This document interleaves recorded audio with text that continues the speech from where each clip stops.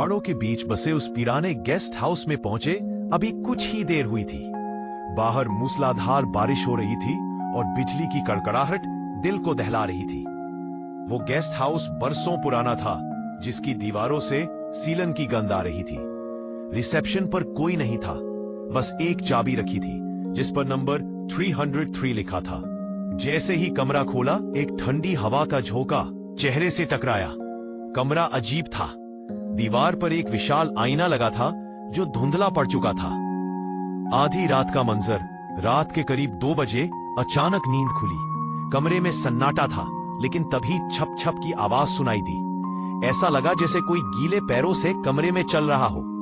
फर्श पर देखा तो पानी के पैरों के निशान बने हुए थे जो सीधे बिस्तर की ओर आ रहे थे, लेकिन वहां कोई नहीं था। तभी आईने की तरफ नजर गई।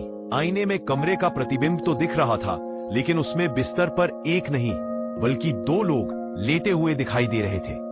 असली बिस्तर पर वो अकेला था, पर आईने में उसके ठीक बगल में एक सफेद चेहरा जिसकी आंखें पूरी तरह काली थी, उसे घूर रहा था। वो खौफनाक एहसास था। सांसें थम गई। डर के मारे शरीर पत्थर सा हो गया। अचानक आईने वाली उस आकृति ने अपना हाथ उठाया और आईने के अंदर से ही शीशे पर दस्तक दी। खट खट खट। तभी कान के पास एक ठंडी फुसफुसाहट सुनाई दी। तुम मेरी जगह सो रहे हो। जैसे ही मुड़कर देखा, आईना तड़क कर चकनाचूर हो गया। कमरे की बत्तियां अपने आप जलने बुझने लगी। दीवारों से खून जैसा लाल पानी रिसने लगा। वो चीखते हुए कमरे से बाहर भागा और बिना पीछे मुड़े गेस्ट हाउस से बाहर निकल गया। सुबह का सच।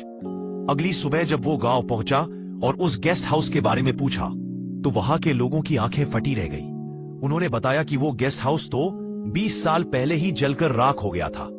आज भी उस पहाड़ी पर सिर्फ खंडहर बचा है, लेकिन जो भी वहां रुकने की कोशिश करता है, उसे कमरे नंबर 303 की वो ठंडी फुसफुसाहट आज भी सुनाई देती है।